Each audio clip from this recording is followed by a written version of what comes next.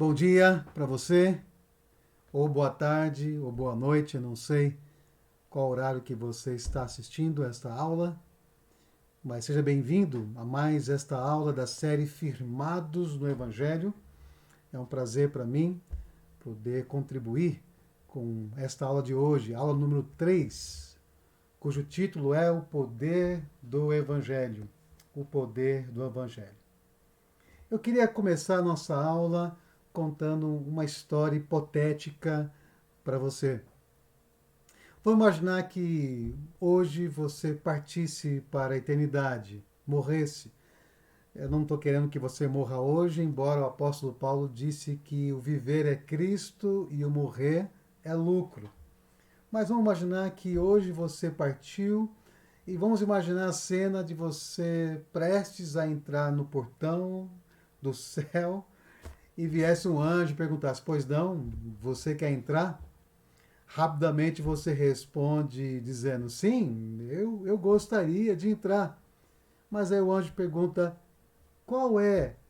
Qual seria a sua resposta? Ou qual seria o motivo para eu deixar você entrar aqui no céu? Qual seria a sua resposta na porta do céu? É muito interessante que eu já utilizei essa pergunta em várias conversas tentando evangelizar alguém. Inclusive, até mesmo numa aula sobre vida cristã, eu coloquei isso para os alunos e era um nível de treinamento de líderes, em que conversávamos sobre vida cristã autêntica.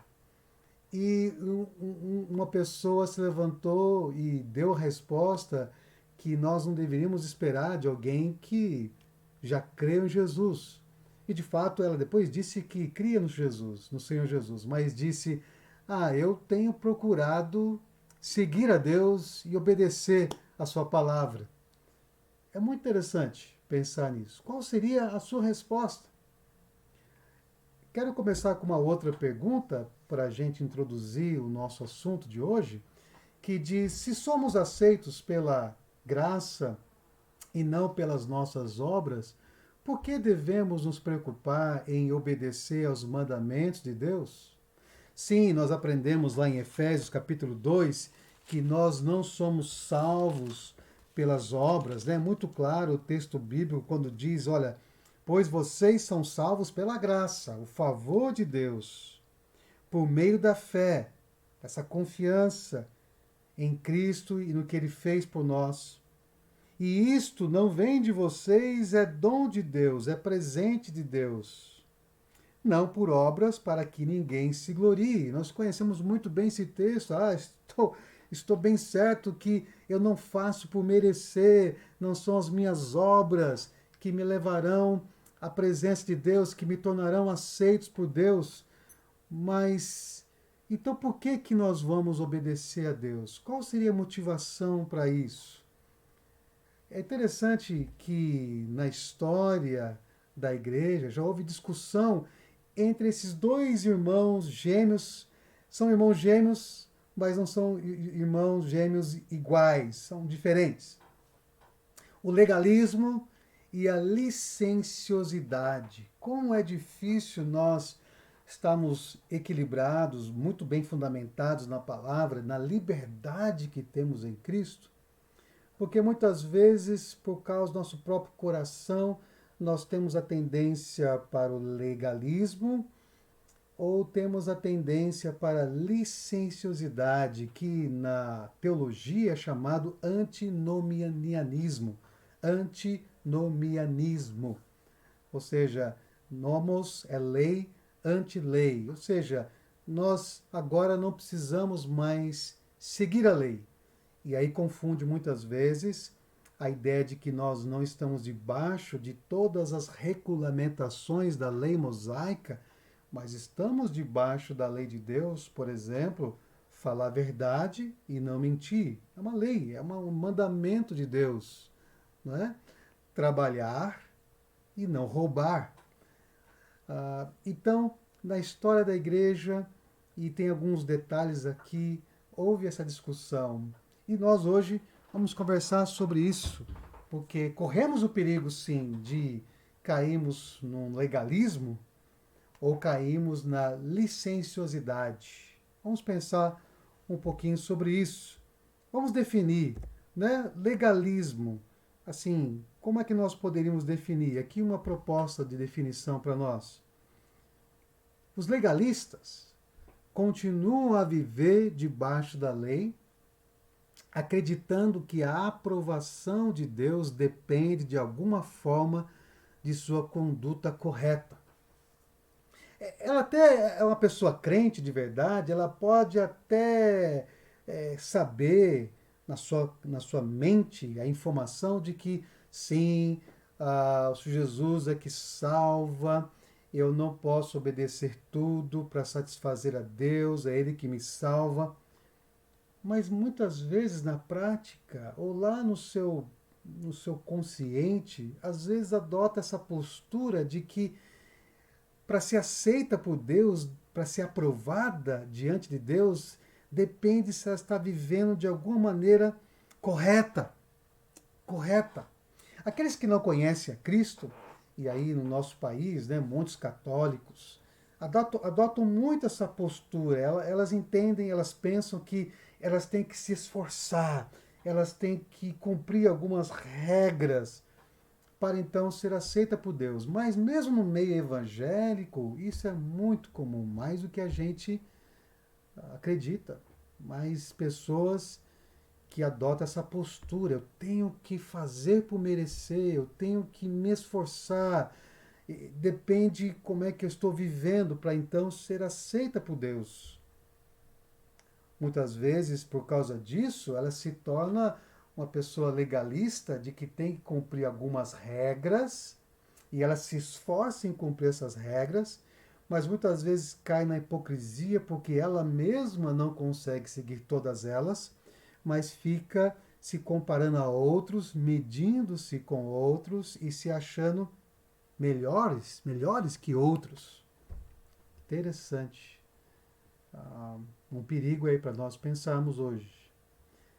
No caso da licenciosidade, pessoas licenciosas desprezam a lei e acreditam que por estarem debaixo da graça, os mandamentos de Deus têm pouca importância. Tem pouca importância.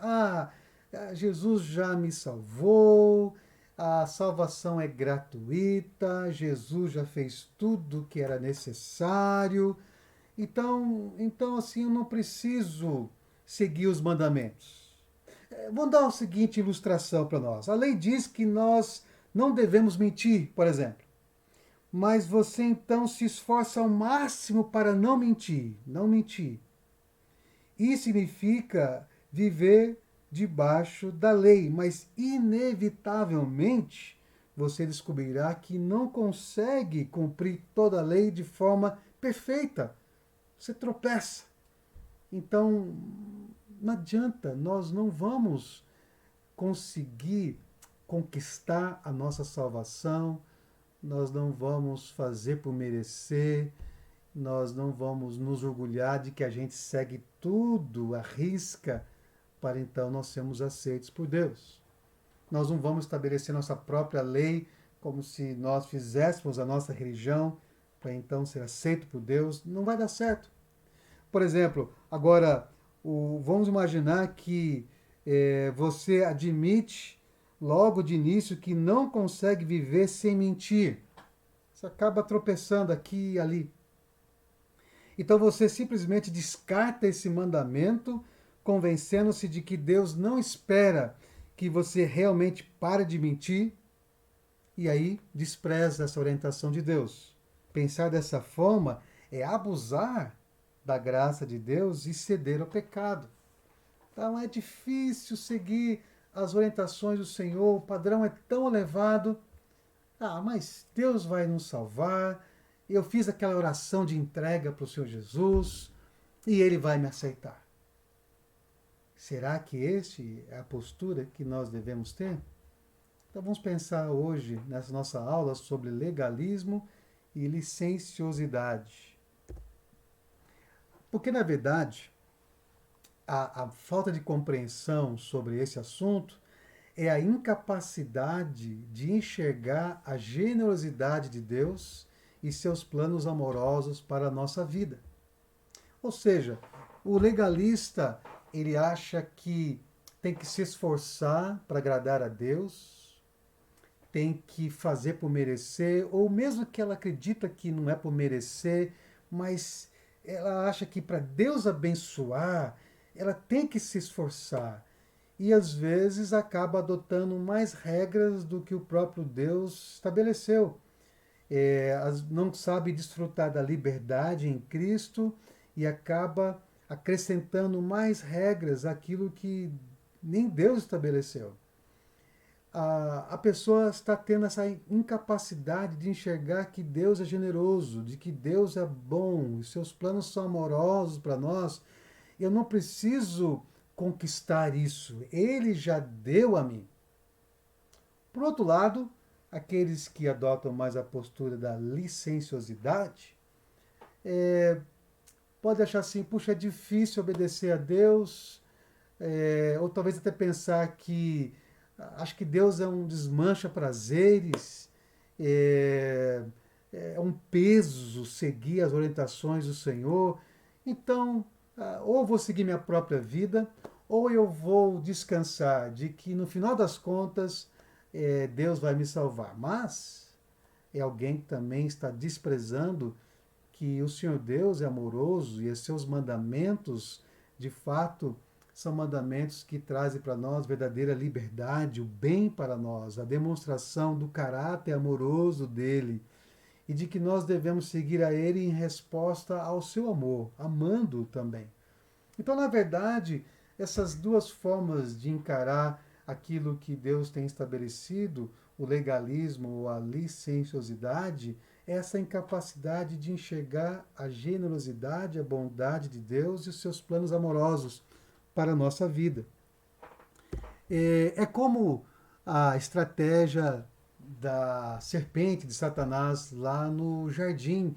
Como Satanás se aproxima de Eva e Adão está ali ao lado dela e passivo, como que ele vai agindo, Satanás vai agindo para dois propósitos: desconfiar, lançar dúvidas quanto à palavra de Deus e quanto à pessoa de Deus. A serpente era o mais astuto de todos os animais selvagens, diz o texto bíblico, que o Senhor Deus tinha feito. E ela perguntou à mulher: veja a estratégia da serpente. Foi isto mesmo que Deus disse?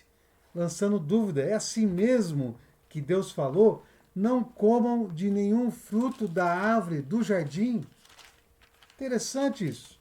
Mas quando a gente olha para o texto bíblico, a ordem de Deus foi muito mais positiva. Lá no capítulo 2, versículo 16, o Senhor Deus ordenou ao homem: comam livremente.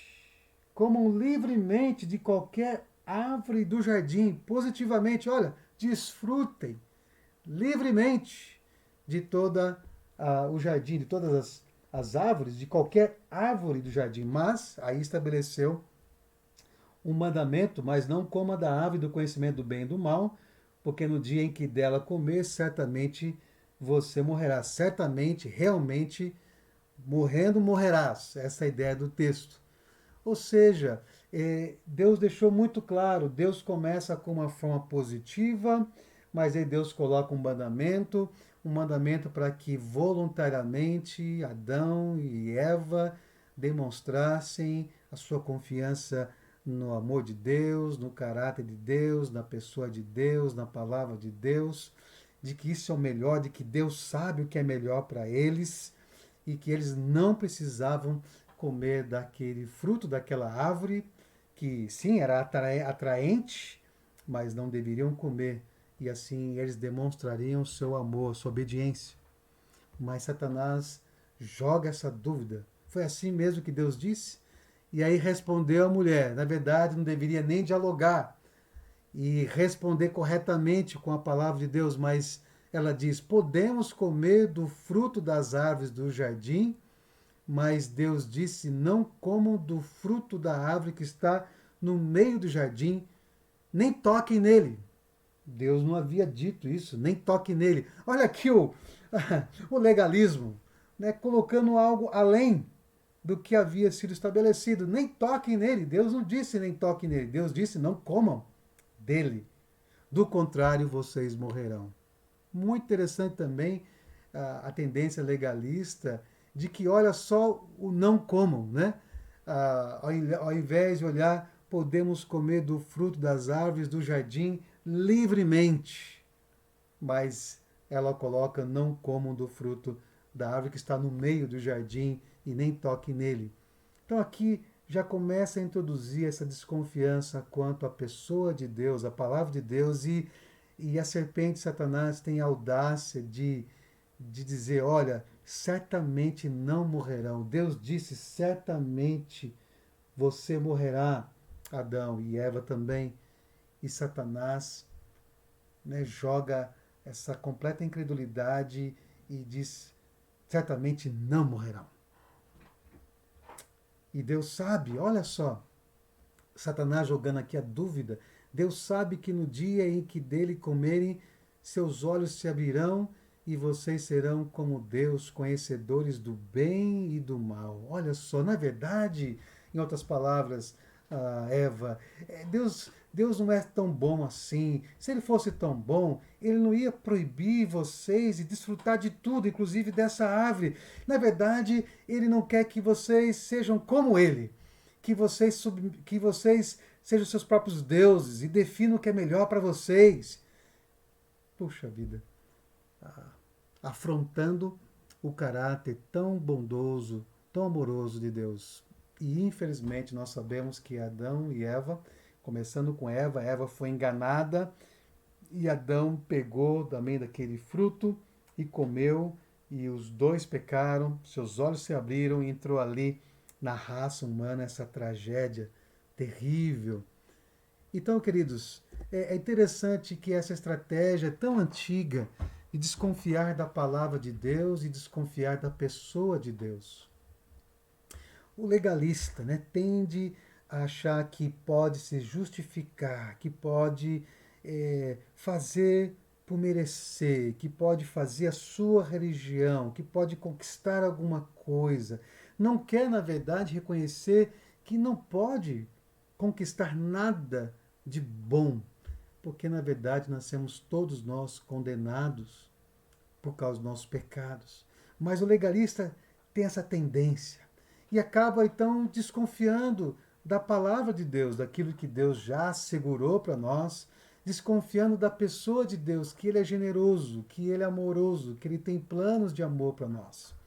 Já a pessoa que tende à licenciosidade, que também está bem ligado ao legalismo, porque na verdade ela acha que pode fazer o que bem entende e não se submeter a Deus, porque parece que Deus não desmancha prazeres, parece que Deus não tem o melhor para mim. Na verdade, eu tenho o melhor para mim e eu vou fazer a minha vida à minha maneira, eu vou determinar o que é bom e não vou deixar e não vou submeter aquilo que Deus determina o que é bom. Ou pensar que os mandamentos de Deus são pesados, são difíceis, não dá para eu seguir, para obedecer, então eu, na verdade, não vou seguir nada. Então, essa é uma estratégia sempre do maligno, e é, na verdade, um coração enganoso, nosso também, que se unem para a gente cair nesse erro. Mas nós precisamos cuidar muito bem desse legalismo e lembrar de textos bíblicos como esse, por exemplo, de Gálatas, que diz assim: será que vocês são tão insensatos que, tendo começado pelo Espírito, querem agora se aperfeiçoar pelo esforço próprio? Olha o legalismo aqui, Gálatas. Paulo pregou aos Gálatas, eles creram, seguiu viagem, mas aí vieram um grupo de judaizantes. O que são esses judaizantes? São aqueles que defendiam de que não bastava apenas o Senhor Jesus, que tinha que sujeitar a várias práticas da lei mosaica, por exemplo, circuncisão, a dieta alimentar, algumas práticas das festas judaicas, como que estabelecendo essas regras que agora não cabe mais a nós. Nós não precisamos mais se sujeitar a isso. Isso foi tão assim difícil para a igreja nos primeiros anos que teve um concílio lá em Jerusalém, Atos 15, para debater sobre isso e finalmente eles concluíram que não era mais necessário aos gentios se sujeitar às regras do judaísmo, como que um acréscimo ao Evangelho, ou seja, ao Senhor Jesus e aquilo que ele fez por nós na cruz. Então, os judaizantes chegaram ali aos Gálatas e eles, infelizmente, cederam. Até mesmo o apóstolo Pedro, lá em Gálatas, Paulo vai chamar a atenção de Pedro, de que ele estava com os gentios, mas quando chegaram os judaizantes, se afastou dos gentios porque teve medo, né, de demonstrar a sua proximidade com os gentios. E então, queridos, assim como os Gálatas são chamados insensatos, nós também, se nós nos afastarmos de uma vida guiada pelo Evangelho, pelo Senhor Jesus, pela palavra, pelo Espírito Santo, e achar que vamos nos aperfeiçoar ou aperfeiçoar a salvação pelo esforço próprio. Isso é legalismo. Será que se eu realmente der o dízimo, se realmente for a igreja, se realmente fizer isso e aquilo, então Deus vai me aceitar? Então serei abençoado? Desconfiando que Deus tem um caráter bondoso e amoroso e achando que eu construo a minha própria religião. Perigo do legalismo, cuidado com o legalismo, mas também cuidado com a licenciosidade, o outro lado. Lá em Romanos, Paulo vai tratar desse assunto quando ele vai dizer, né, olha, nós não estamos mais debaixo dessa lei, da lei mosaica. Jesus cumpriu toda a lei apontava para o Senhor Jesus, o Senhor Jesus já cumpriu, e agora, quando nós cremos no Senhor Jesus, nós recebemos a sua justiça e assim nós somos justificados perante Deus.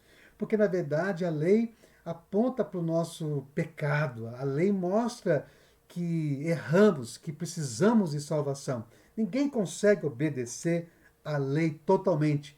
Embora pudesse obedecer aqui e ali, mas se tropeçarmos num só ponto, diz Tiago, já somos condenados de desobedecer toda a lei. Então Paulo mostra a graça de Deus, mostra que Jesus cumpriu tudo e quando nele confiamos somos salvos. Mas alguns poderiam pensar, então vamos pecar, porque não estamos debaixo da lei, mas debaixo da graça. Vamos fazer isso? Paulo aqui sendo retórico, né? A resposta é de maneira nenhuma. De maneira nenhuma. Não é porque temos a graça de Deus, o Senhor Jesus já fez tudo por nós, nós não temos mais essa obrigação da lei, né, mosaica ou da lei, e então vamos viver a vida dessa maneira. Não, não, não. Não. Nós somos salvos pela graça, mas agora, por causa da gratidão a Deus, por causa do meu amor a Ele, por causa da minha responsabilidade de refletir a imagem de Cristo em nós, porque está sendo aperfeiçoado em nós, vamos sim obedecer a Deus, vamos sim agradar ao Senhor. Mas é muito importante nós pensarmos na motivação porque nós vamos seguir a Deus. Eu queria ler para vocês essa frase porque ela é muito importante nós pensarmos no poder do Evangelho. O Evangelho é o Senhor Jesus e o que ele fez por nós, tá bom? O Evangelho, segundo Romanos capítulo 1, por exemplo, o Evangelho é o Senhor Jesus. As boas notícias é o Senhor Jesus e o que ele fez para nos salvar. O Evangelho, portanto, destrói tanto o legalismo quanto a licenciosidade. O propósito da lei é nos dirigir ao Evangelho. Nós precisamos das boas novas, nós precisamos de salvação. E o propósito do Evangelho é nos libertar da escravidão do nosso pecado, para então termos condições de obedecer à lei, ou seja, de obedecer à vontade de Deus. Nós não seguimos de novo, nós não somos mais obrigados a seguir as leis, por exemplo, civis ou cerimoniais que foi dada ao povo de Deus Israel no Antigo Testamento. Não estamos mais debaixo dessa lei. Mas a lei moral, assim alguns dizem, ou seja, Os 10 mandamentos, por exemplo, de ter a Deus sobre todas as coisas, não adorar ídolos, de não adulterar, de honrar pai e mãe e tudo mais, exceto a questão do sábado, que nós não devemos mais sujeitar ao dia de sábado, mas sim ao princípio de seguirmos o sábado.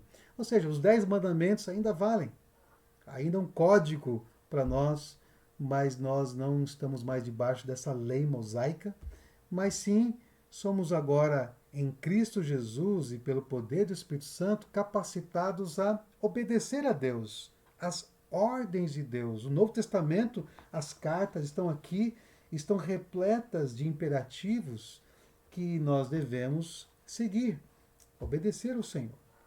Então, o Evangelho nos liberta e nos dá condições de obedecermos à lei. Então, nós precisamos entender muito bem tudo isso. O perigo do legalismo, de achar que eu tenho que seguir um monte de regra para então sermos aceitos por Deus, ou para nos impedir de tropeçarmos e vai além do que Deus estabeleceu, não é? Por exemplo, não pode beber bebida alcoólica.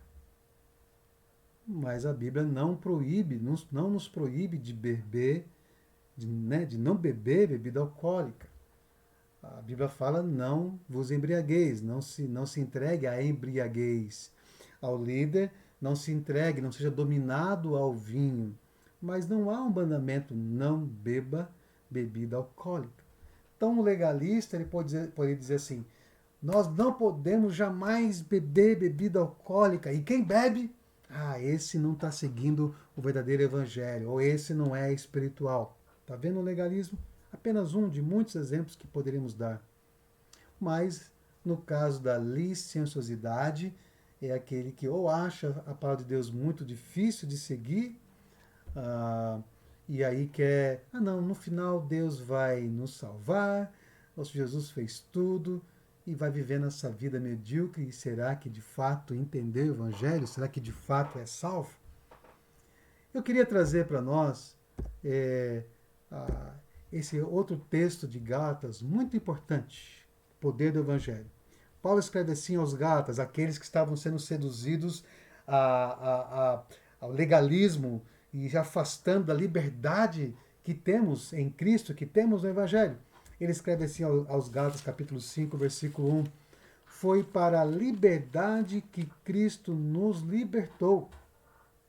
Foi para a liberdade que Cristo nos libertou. Portanto, permaneçam firmes nessa liberdade e não se deixem submeter novamente a um jugo de escravidão. Muito interessante, né? Foi para a liberdade. Somos livres do pecado, somos livres dessa prática antes requerida para os judeus, não é? Agora, judeus e gentios salvos em Cristo Jesus são livres, e aí nós não somos mais obrigados a se submeter a um jugo de escravidão. Nós temos o jugo, é o Senhor Jesus, e é um jugo suave e leve, mas nós temos essa liberdade. Porém, temos que usar essa liberdade com sabedoria. No versículo 13 do mesmo capítulo de Gálatas 5,13, Paulo vai dizer assim, né, irmãos, vocês foram chamados para a liberdade, mas não usem a liberdade para dar ocasião à vontade da carne ou da natureza pecaminosa. Ao contrário, sirvam uns aos outros mediante o amor. Vocês têm essa liberdade em Cristo, mas não deixe que isso leve vocês à licenciosidade. Ou, por exemplo, abusar dessa liberdade, desrespeitar um irmão, por exemplo, mais fraco. Pegando de novo o exemplo da bebida, vamos imaginar que conversando com um crente novo na fé, que tem dificuldade de aceitar, por exemplo, essa liberdade que tenho em Cristo de ingerir bebida alcoólica sem me deixar embriagar, sem deixar a embriaguez. E aí ele não consegue entender isso por ser mais fraco na fé. Então, forte é aquele que abre mão da sua liberdade em Cristo para não levar o mais fraco ou novo na fé a tropeçar nisso. Ou seja, essa liberdade em Cristo de não mais submeter a um jugo de escravidão e não usar essa liberdade para dar ocasião para satisfazer a natureza pecaminosa, mas pelo contrário, o texto diz, né, servir uns aos outros mediante o amor, porque um só mandamento, diz o texto bíblico, versículo 14, ame o próximo como a si mesmo. Maravilha, isso é maravilhoso. Eu queria trazer, agora quem se aproxima um pouquinho aí para o final da nossa aula, essa história muito conhecida, né? Que o Senhor Jesus utilizou para trazer uma lição muito importante para nós, que está registrado lá em Lucas, capítulo 15, né? Conhecido como a parábola do filho pródigo, ou do filho perdido.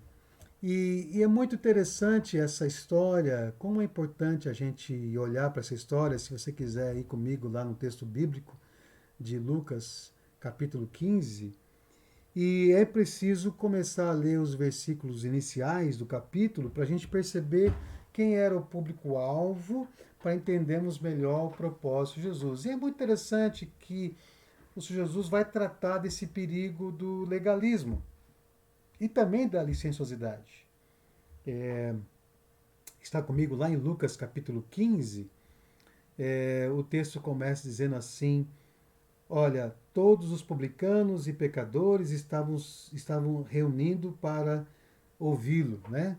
Estavam curiosos, muitos deles interessados, publicanos, cobradores de impostos, pecadores conforme os fariseus determinavam, né? Pessoas impuras, pessoas que eles achavam que não mereciam Deus. E essas pessoas estão atraídas pelo Senhor Jesus e pelo seu ensino e estão lá prestando atenção no que o Senhor Jesus está ensinando.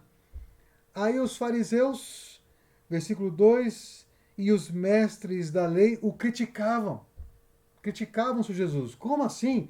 Este homem recebe pecadores e come com eles. O Senhor Jesus se aproximava dessas pessoas, deixava essas pessoas se aproximar dele, até mesmo fez refeições com esse tipo de gente, porque o Senhor Jesus veio não para os que se acham justos ou saudáveis, mas para os injustos e doentes.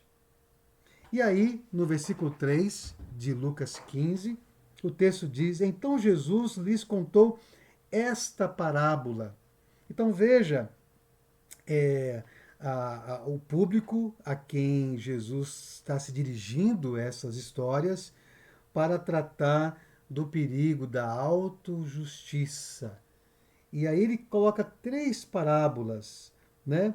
A parábola da ovelha perdida, a parábola da moeda perdida e a parábola do filho perdido ou dos filhos perdidos.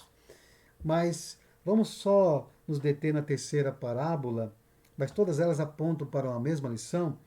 Aí em Lucas 15, versículos 11 em diante, tem a história, eu não vou entrar em todos os detalhes, mas a história é muito conhecida, né?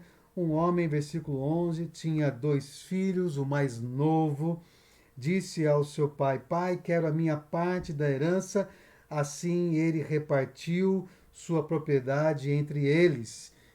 Né? Quando o filho mais novo diz isso ao pai, é como se quisesse dizer: pai, morre logo.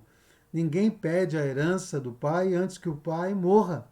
Mas aqui está um dos filhos que pede ao seu pai a sua herança. Então, temos aqui o cenário: um pai e dois filhos. E o filho mais jovem pede então a parte da sua herança. E aí diz o texto que ele repartiu a propriedade entre eles. E aí, não muito tempo depois, o filho mais novo, né, reuniu tudo que tinha, pegou a sua parte, foi para uma região distante, lá desperdiçou seus bens, viveu de maneira irresponsável. Depois de ter gastado tudo, houve grande fome e em toda aquela região ele começou a passar necessidade. Por isso foi empregar-se com um dos cidadãos daquela região, o que o mandou para o seu campo a fim de cuidar dos porcos. Então Jesus começa a colocar na história elementos bem aí que chama atenção. Veja como este filho foi tão rebelde, foi tão assim que falta de amor, pediu a herança do pai antes do pai morrer, e aí pegou essa parte que lhe cabia, desperdiçou, e aí foi parar numa situação terrível, cuidando de porcos, e ele desejava encher o estômago com as vagens de alfarrobeira que os porcos comiam, mas ninguém lhe dava nada. E aí, caindo em si, ele disse, começou a pensar consigo mesmo, quantos empregados meu pai tem comida de sobra, e eu aqui morrendo de fome. Eu me porei a caminho e voltarei para meu pai, e lhe direi, pai, pequei contra o céu e contra ti, não sou mais digno de ser chamado teu filho, trata-me como um de teus empregados. A seguir, levantou-se e foi para seu pai. Então ele percebeu a bobagem que fez, aparentemente se arrependeu, fez um plano do que fazer, né? Ele pensou, puxa vida, os próprios empregados do meu pai têm comida de sobra e eu aqui morrendo de fome, e aí eu vou voltar e vou dizer, e aí ele ensaiou todo o discurso, né? Pequei contra o céu, pequei contra ti, não sou mais digno de ser chamado teu filho, trata-me como um dos teus empregados. De alguma maneira, esse filho mais jovem que fez uma bobagem muito grande, pensou também de forma legalista.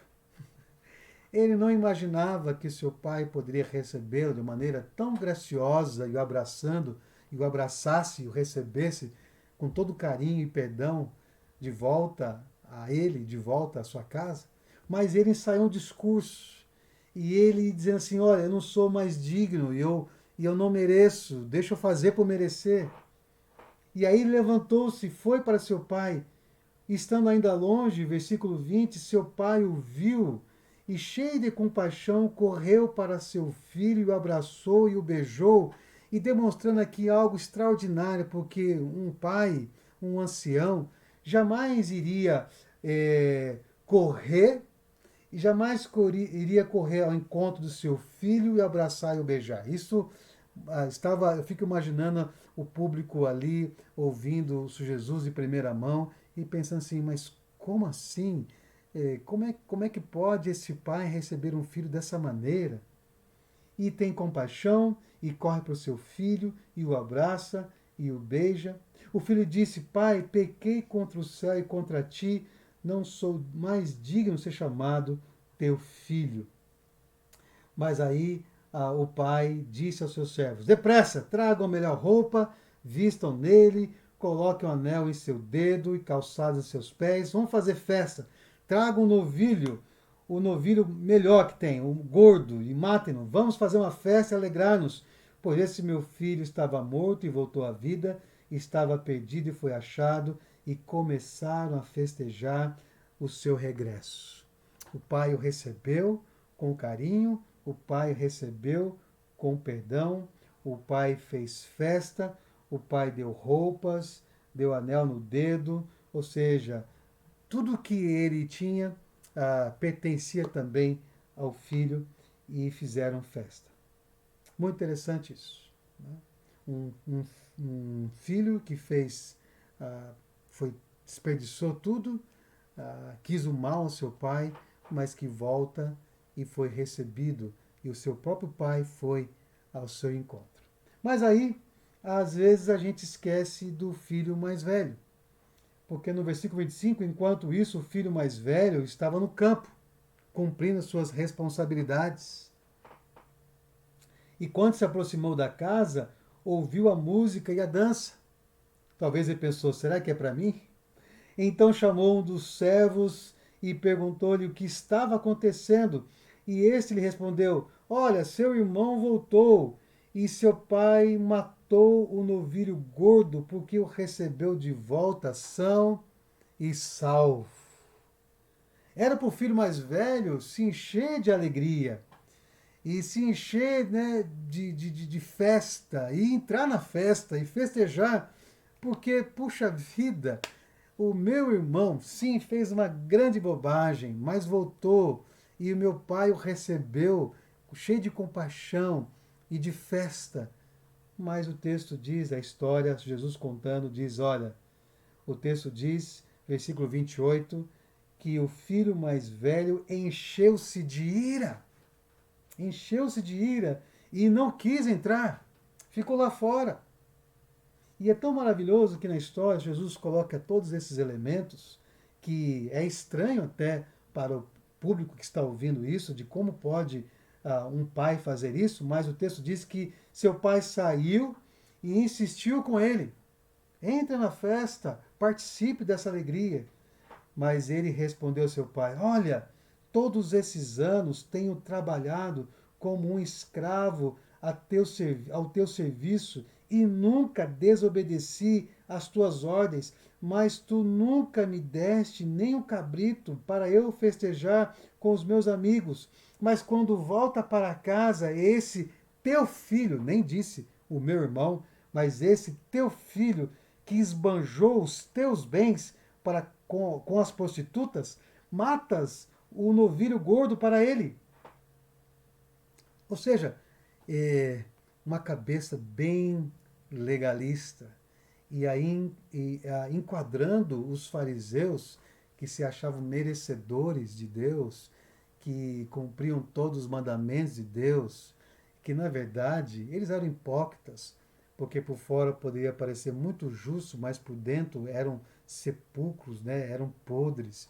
E eles colocavam uma série de regras sobre o povo que os fariseus nem eles mesmos poderiam carregar. E o Jesus está querendo enquadrá-los aqui na situação, mas na verdade todos nós que achamos que podemos merecer o favor de Deus. E esse filho mais velho fala isso. Ele está achando assim: olha, eu cumpri todas as regras, eu fui um filho obediente, eu nem desfrutei dos teus bens, né? Mas aquele lá pediu a herança e desperdiçou tudo e agora o senhor faz festa. Mas olha a resposta do pai no versículo 31. Meu filho, você está sempre comigo, você está comigo, e tudo o que tenho é seu. O pai fala: olha, o que eu tenho é para você desfrutar. Eu já lhe dei. E por que você acha que tem que fazer por merecer e não pode festejar esse teu irmão, o meu filho também, que arrependido voltou ao seu lar? Versículo 32. Mas nós tínhamos que celebrar a volta desse seu irmão e alegrar-nos, porque ele estava morto e voltou à vida, e estava perdido e foi achado. E a história termina aí, e aí Jesus não conta o que aconteceu, né, a esse filho mais velho. Será que ele vai entrar para festejar? Será que vai continuar irado? É interessante que Jesus deixa a história inacabada como que, e agora vocês que estão me ouvindo, vocês vão responder essa história. Tanto o filho mais novo, tanto o filho mais velho, ambos não merecem. Ambos não podem conquistar o favor de Deus. É o pai aí, representando certamente a Deus, que é aquele que quer dividir a sua bondade, quer dividir o seu amor, quer se encher de compaixão, quer aceitar aquele que se volta a ele e, incapacitado por Deus, volta arrependido e para desfrutar da sua bondade. Será que às vezes a gente se enquadra como esse filho mais velho que acha que está seguindo todas as regras e merece a Deus? E é interessante que pessoas que adotam essa postura acabam não se alegrando com aqueles que vivem uma vida tão largada, de desobediência, de rebeldia contra Deus, que se envolve no pecado. E aí Deus alcança essas pessoas e alcança como elas estão. Deus não espera que a gente se mude para então ele nos receber, na verdade, ele nos regenera. É a bondade de Deus que nos leva ao arrependimento, e a pessoa que crê no Senhor Jesus e se volta a ele em arrependimento e entende o Evangelho e agora anda com o Senhor, e mesmo que peque, desfruta do perdão do Senhor, Deus aceita, Deus o traz para também fazer parte do seu povo, como um filho amado, adotado em sua família. Mas aquele religioso pode até às vezes adotar um espírito tão negativista assim: como assim? Eu tenho seguido tão direitinho, eu tenho feito tudo direitinho, tudo bonitinho, como se fosse assim que vivêssemos com Deus. Ao contrário, não desfrutasse do seu amor, da sua bondade, da sua graça, do seu favor e andando com Ele em obediência.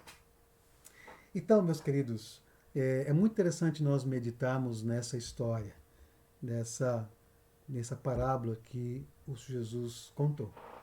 Porque nós podemos pensar agora qual seria a nossa motivação para viver com Deus, né?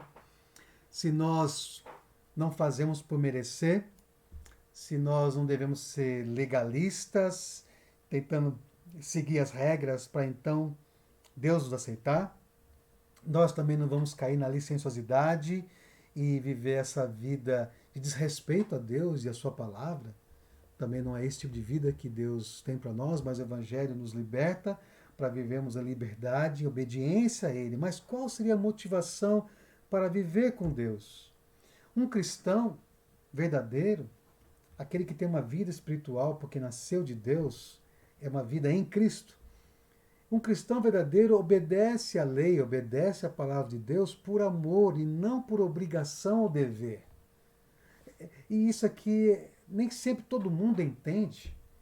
Nós vamos seguir o Senhor, nós vamos obedecê-lo, mas não devemos adotar aquela postura, é obrigação, é regra, é dever, porque senão é como se Deus fosse um desmancha-prazeres, ou se Deus fosse talvez aquele policial atrás de uma placa assim, aguardando a gente cometer uma infração, ele, te peguei, o que está fazendo? Como fiscal. Não é essa imagem de Deus que é uma imagem bíblica. Né? Na verdade, Deus é um Deus amoroso, é um Deus tão paciente, que quer a nossa obediência. Na verdade, o Evangelho nos capacita à obediência e está pronto a nos perdoar. E essa é a vida com o Senhor, uma disposição à obediência, e aí nós fracassamos, uma disposição ao arrependimento, à confissão, e continuarmos a andar com o Senhor. Um cristão verdadeiro obedece à lei por amor a Deus e não por obrigação ou dever. Isso é muito importante nós entendermos qual seria a motivação certa de nós caminharmos com Deus. É regra? É mandamento? Ou na verdade é o meu amor por Ele? É meu desejo de agradar esse Deus que nos salvou em Cristo Jesus. A motivação para viver com Deus é agradá-lo, como o Senhor Jesus, né? E o próprio Deus falou: Este é meu filho, em quem me agrado. E deve ser a nossa motivação. Olha só as palavras do salmista Davi, né, no Salmo 19, depois de falar da criação de Deus, que reflete a glória dele, depois de falar da palavra, no caso a Torá, e hoje podemos pensar em todas as escrituras, que nos aponta o caminho certo da sabedoria. Ele fala assim: olha, que as palavras da minha boca e a meditação do meu coração sejam agradáveis a ti, Senhor, minha rocha e meu resgatador. Ou seja, ele é tomado disso, ele sabe que não tem. Ele tem pecados, ele precisa do perdão de Deus, e tem pecados que ele nem consegue perceber, e ele pede assim: Senhor, por favor, me guarda e me absolve dos pecados que desconheço, Salmo 19, mas ele termina com essa palavra tão de exemplo a nós, né? Que as palavras da minha boca, que o meditar do meu coração, seja que os meus pensamentos sejam agradáveis a ti. Tudo que sou, tudo que faço, as minhas atitudes mais íntimas e as minhas ações sejam agradáveis a ti, Senhor, minha rocha, é em quem se firma e meu resgatador, aquele que de fato salva, aquele que de fato perdoa, meu refúgio e meu resgatador. É muito interessante pensarmos nisso. O Salmo 19, né? Ele vai dizer assim: tenho prazer nos teus mandamentos e os amo. Então, uma pessoa legalista, uma pessoa muitas vezes infeliz, uma pessoa rabugenta, às vezes amarga, encara Deus como alguém a quem tenho que seguir todas as regras, porque senão ele fica zangado comigo, ele fica chateado comigo e não vai me abençoar, ou não vai derramar sua generosidade, sua bondade. Não, não é assim. Ou, por exemplo, outros que encaram como um grande peso, parece que Deus não desmancha prazeres, o fiscal. Não. Como o salmista, Davi, provavelmente, Salmo 19, tenho prazer nos teus mandamentos e os amo, porque eu conheço Deus que está por detrás da sua palavra, e o caráter de Deus é perfeição, é sabedoria, é bondade, é graça, é amor, e a sua palavra demonstra isso. Então, eu entendi isso e, portanto, eu começo a ter prazer na sua palavra e amar a sua palavra. Meus queridos, o poder do Evangelho, portanto, nos capacita a obedecer com alegria, não por uma obrigação, um dever, mas com alegria. E é assim que Deus deseja. Veja só 3 verdades importantes. Primeiro, o Evangelho nos torna conscientes de quem nós somos e de nossa situação. Em segundo lugar, o Evangelho nos liberta da maldição da lei através da fé em Jesus Cristo. Em terceiro lugar, o Evangelho nos capacita a obedecer à lei de Deus através da presença do Espírito Santo em nós. Vamos olhar rapidinho, para encerrar nossa aula, essas 3 verdades. Primeiro, o Evangelho nos torna conscientes de quem nós somos e de nossa situação. As boas notícias, que na verdade tem más notícias, que nós somos pecadores e nós merecemos a condenação de Deus. E aí vem as boas notícias. Jesus, a boa notícia é essa, o Senhor Jesus, uma pessoa, o Evangelho, o Senhor Jesus. E o que ele fez? E assim nós somos, nele somos salvos, perdoados, temos nova vida. Olha só o que diz Romanos 3,20, portanto ninguém será declarado justo diante dele baseando-se na obediência à lei, porque na verdade ninguém consegue obedecer perfeitamente. E teríamos que obedecer perfeitamente para sermos salvos. Não, somente um foi capaz de obedecer perfeitamente, o Senhor Jesus. E é mediante a lei que nos tornamos plenamente conscientes do pecado. A lei nos torna conscientes de que nós somos tão pecadores e que merecemos a condenação e nós não podemos ser declarados justos diante dele, baseando-se na obediência à lei, porque na verdade ninguém consegue obedecer à lei perfeitamente. Então o Evangelho primeiro nos coloca a nossa real situação, né? Merecedores de condenação e necessitados de salvação. A segunda verdade, o Evangelho nos liberta da maldição da lei, porque a lei e desobedecer à lei nos traz a maldição. Mas o Jesus que cumpriu a lei, quando nós confiamos nele, nós encontramos essa libertação. Por quê? Porque lá aos Gálatas, Paulo diz: Cristo nos redimiu da maldição da lei quando se tornou maldição em nosso lugar. Pois está escrito: maldito todo aquele que for pendurado no madeiro. E aí está o Senhor Jesus, nos redimiu, nos resgatou da maldição da lei.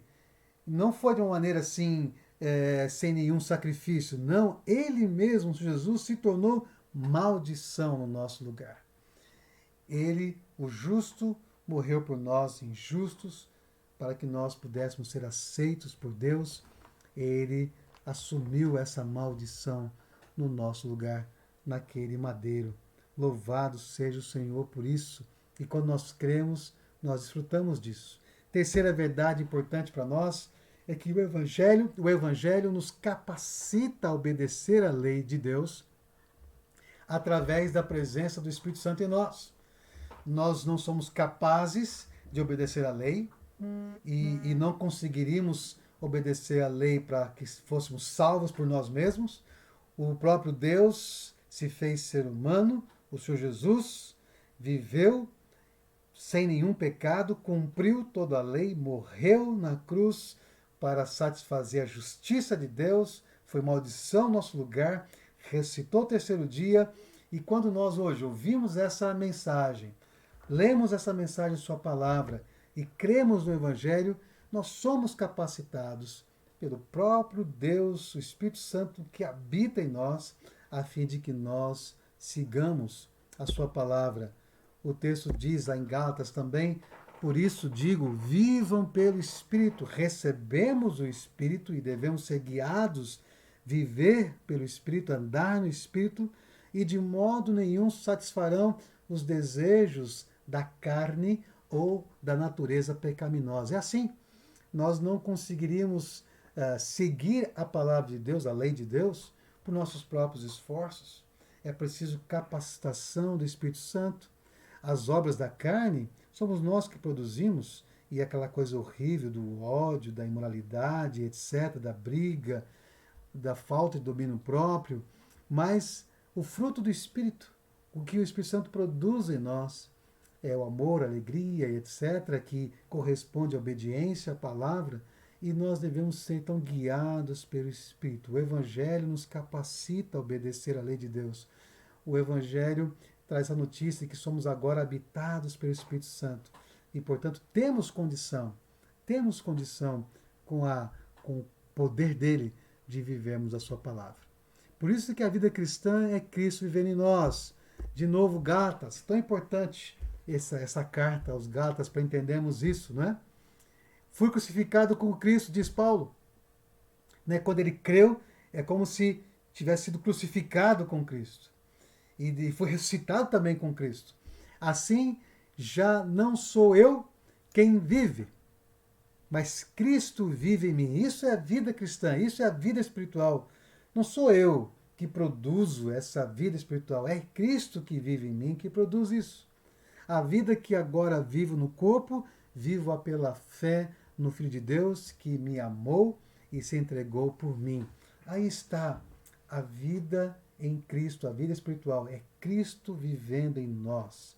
É o Espírito Santo que também habita em nós e que nos dá condição de nós vivermos a palavra. E nós vamos viver isso em alegria. A motivação é agradá-lo. A motivação não é só fazer algumas coisas certas para não colher consequências ruins, né? Isso pode ser motivação, é muito egoísta. Na verdade, a nossa motivação para seguirmos a Deus é nosso desejo de amá-lo, de agradá-lo, e é Cristo vivendo em nós, dando a nós condição de vivermos isso, né? Porque o legalista vai dizer o quê? Olha, eu obedeço aos mandamentos. O licencioso vai dizer, eu não preciso obedecer aos mandamentos, mas quando entendemos o Evangelho, vai dizer, né, o Evangelho nos liberta do eu e nos transforma em pessoas que vivem para Deus e para o próximo. Que coisa fantástica, que verdade fantástica que nós precisamos entender. O Evangelho nos liberta do próprio eu e nos transforma em pessoas que agora vivem para Deus e para o próximo. Amor a Deus, amor ao próximo, não um legalista ou um licencioso. Portanto, vamos concluir e eu tenho a pergunta: você tem tendências ao legalismo? Será que, por exemplo, naquela pergunta inicial da nossa aula, se você morresse hoje e perguntasse, o que você responderia para a pergunta: devo deixar você entrar no céu? Qual seria a sua resposta? Será que você tende a se apegar? Eu não fiz isso, eu faço aquilo, eu dou o dízimo, eu vou à igreja, eu procuro ser uma pessoa boa, eu ajudei com cesta básica agora na pandemia, ou seja, com obras. Não, não, não. Nós somos aceitos por aquilo que Jesus fez e nós vivemos em liberdade nele, mas não podemos cair na licenciosidade. Você tem essa tendência? Uma vez que entende essa graça de Deus, mas você não entende essa responsabilidade de obedecê-lo, não movido por uma obrigação, uma regra, um dever, mas por amor a Deus, por querer agradá-lo, por querer desfrutar dele. O que, na verdade, nós precisamos entender isso. Nós precisamos desfrutar, e aqui é minha orientação para você: desfrute da sua liberdade em Cristo e viva com responsabilidade para Ele. Não como um legalista, nem como um licencioso, mas essa liberdade em Cristo. E motivado a agradá-lo, motivado a amá-lo e amar as pessoas e se apegar à sua palavra e cumprir os propósitos de Deus para nós. E quando tropeçamos, e quando fracassamos, seguir a orientação bíblica. Se confessarmos nossos pecados, Ele é fiel e justo para nos perdoar os pecados e nos purificar de toda injustiça. Vamos assim andar com o Senhor. Na próxima aula, vamos conversar sobre verdadeiro arrependimento e aprofundar ainda mais este assunto que nós começamos hoje. Que Deus o abençoe grandemente.